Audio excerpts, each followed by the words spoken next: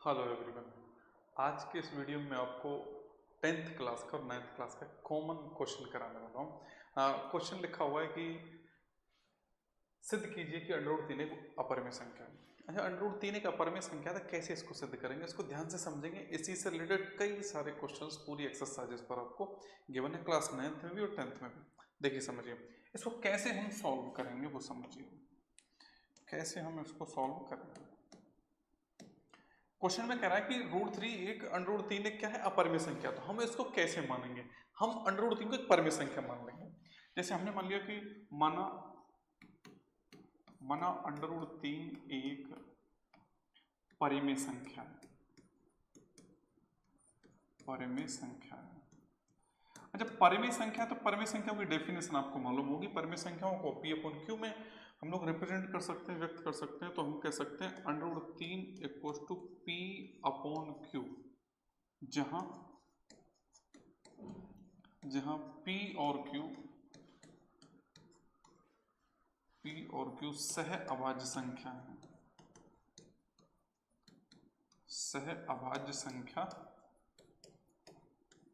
संख्याएं हैं, सहअभाज्य संख्याएं हैं। और इनका HCF कितना, HCF मतलब में से एक है, और Q नॉट इक्वल टू क्या है, जीरो। Q जीरो नहीं होना चाहिए। P और Q में कुल मिला के कोई भी कॉमन फैक्टर नहीं है, आपस में एक दूसरे के सहअभाज्य संख्या होंगी, तभी हम P अपॉन Q के रूप में इसको रिप्रेजेंट कर सकते हैं। तो इसको हम क्या लिख सकते हैं, इसको लिख सकते हैं P बराबर अंडर रूट तीन क्यू लिख सकते हैं। बोले बिल्कुल लिख सकते हैं। ध्यान से समझना, कई क्वेश्चन इसी तरह के आपके एक्सरसाइज मिलने वाले, और क्वेश्चन आता रहता है एग्जाम में, बोर्ड एग्जाम में भी। तो हम क्या करेंगे, दोनों तरफ वर्क करने पर,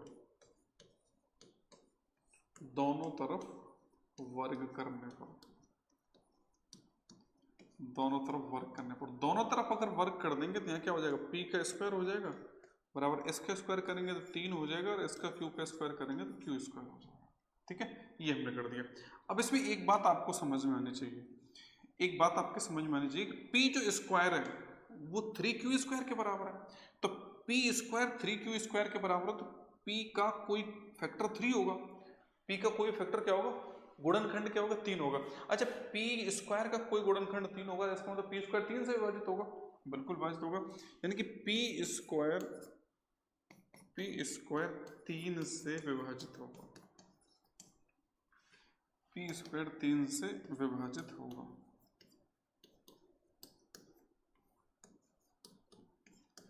और P स्क्वायर अगर 3 से विभाजित होगा तो ये थ्योरम कहती है आगे कि P भी 3 से विभाजित होगा,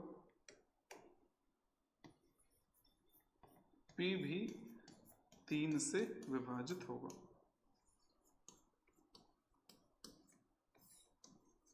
और P भी अगर 3 से विभाजित होगा तो फिर हम लोग इसको मान सकते हैं कि P बराबर 3R। P की जो वैल्यू है वो 3R के बराबर है। R के अलावा कुछ और भी मान सकते हैं, N मान सकते हैं, B मान सकते हैं, A मान सकते हैं, कुछ मान सकते हैं।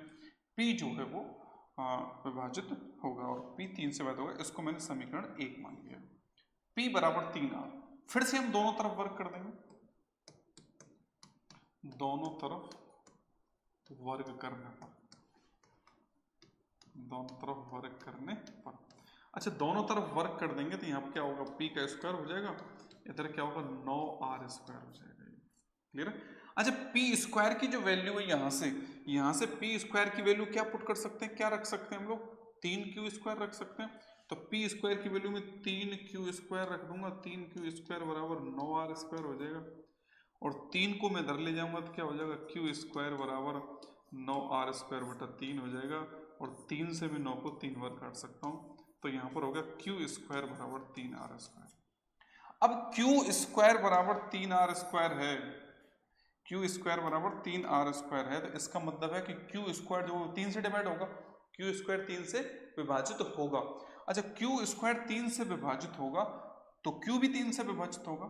देखिए समझिए, मतलब Q स्क्वायर 3 से विभाजित होगा,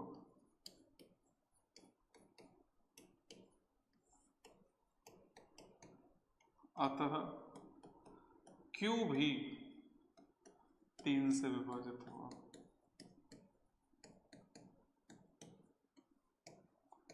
Q भी 3 से विभाजित होगा, इसको समीकरण 2 मान लिया हमने। अच्छा Q भी 3 से विभाजित हो रहा है और यहां पर माना था हमने कि P भी 3 से विभाजित हो रहा है। अच्छा P और Q 3 से विभाजित हो जाएंगे, इसका मतलब है P और Q में दोनों में 3 कॉमन फैक्टर हो गया, उभयनिष्ठ गुणनखंड हो गया, और उभयनिष्ठ गुणनखंड हो गया तो P और Q का HCF एक नहीं रहा, और P और Q का HCF यानी कि में से एक नहीं रहा, तो हमारा जो अजम्पशन था, हमारी जो परिकल्पना थी वो गलत साबित हुई। अतः P और तीन P और Q दोनों का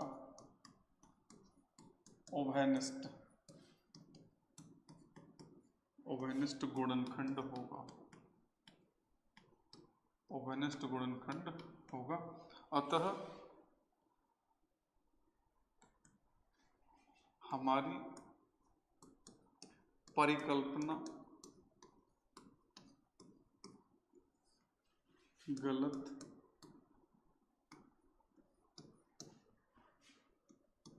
साबित हुई, और हमारी परिकल्पना गलत साबित हुई, इसका मतलब है कि √3 परिमेय संख्या नहीं है, परिमेय संख्या नहीं है तो √3 क्या हुई, अपरिमेय संख्या होगी। अतः सिद्ध होता है, अतः √3 एक अपरिमेय संख्या है।